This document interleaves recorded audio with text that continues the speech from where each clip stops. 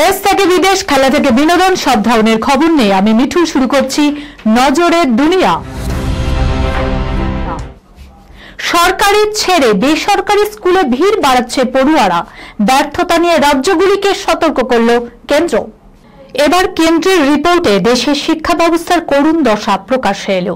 একটা বা দুটো রাজ্য নয়, অধিকাংশ রাজ্য এবং কেন্দ্রশাসিত অঞ্চলেই করুণ দশা সরকারি শিক্ষা ব্যবস্থার, যার জেরে পড়ুয়ারা অচলায়তন ছেড়ে বেসরকারি শিক্ষা ব্যবস্থায় ঝুঁকছে, যা নিয়ে রাজ্যগুলিকে সতর্ক করল কেন্দ্র।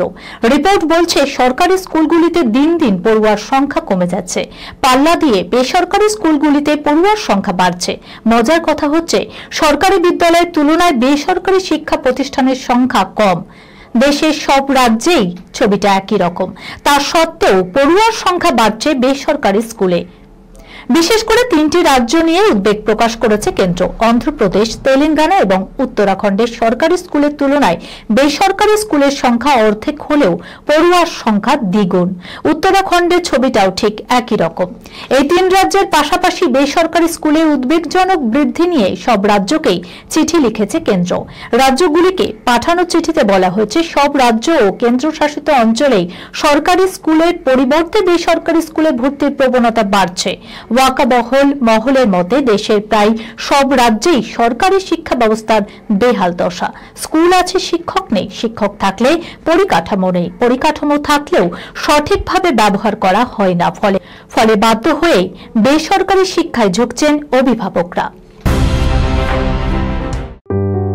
সুনির্ণয় imaging centre private limited advance প্যাথোলজিতে thalassemia screening, large size biopsy setup সহ সমস্ত পরীক্ষা, echocardiography, fetal echocardiography, CT scan, CT guided FNAC, 4D USG, USG guided FNAC, endoscopy, colonoscopy, uroflowmetry, spirometry, colour Doppler, digital x-ray, তাছাড়াও সমস্ত বিশেষজ্ঞ চিকিৎসকদের পরিষেবা একই ছাদের তলায় নিয়ে হাজির সুনির্ণয়।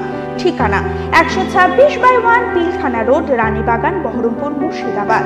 বিশদে জানতে যোগাযোগ করুন 8373049252 7547900377।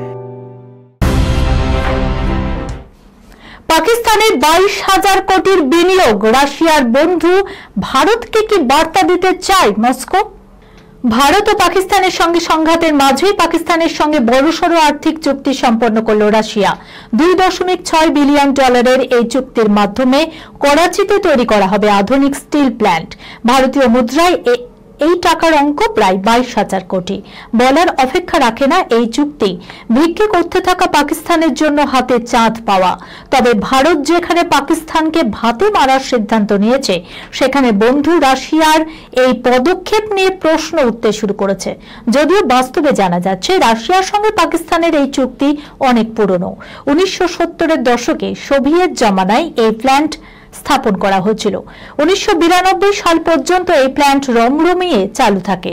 তবে আর্থিক ও প্রযুক্তিগত সমস্যার জেরে 2015 সালে এই প্ল্যান্ট বন্ধ করে দেওয়া হয়। নতুন করে রাশিয়ার সঙ্গে চুক্তি করে সেই কারখানায় নতুন করে খুলতে চলেছে পাকিস্তান। নয়া চুক্তিতে রাশিয়া পাকিস্তানকে অত্যাধুনিক প্রযুক্তির সমস্ত মেশিন পাঠাবে।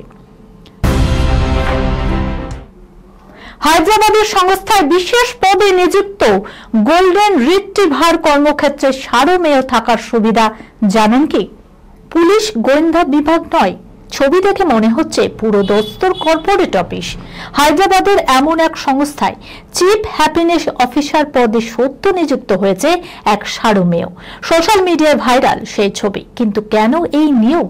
জানেন কর্মক্ষেত্রে সারমেয় থাকার সুবিধা কি রয়েছে? হায়দ্রাবাদের একটি সংস্থার তরফে সোশ্যাল মিডিয়ায় একটি পোস্টে জানানো হয় গোল্ডেন রিট্রিভার ডেনভারকে নিয়োগের কথা।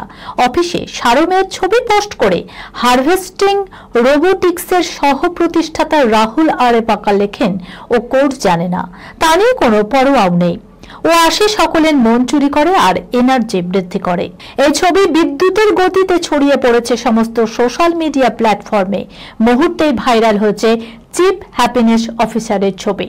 সংস্থার এই উদ্যোগকে সাধুবাদ জানিয়েছেন কর্মী থেকে শুরু করে সকলেই।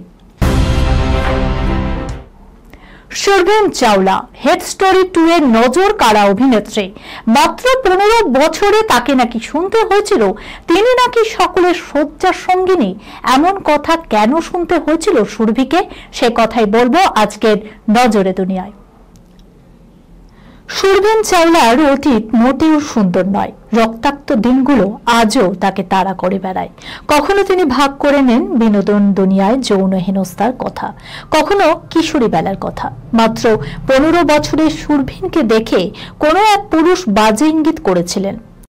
আবার ওই বয়সে তাকে শুনতে হয়েছিল তিনি নাকি সকলের শয্যার সঙ্গিনী।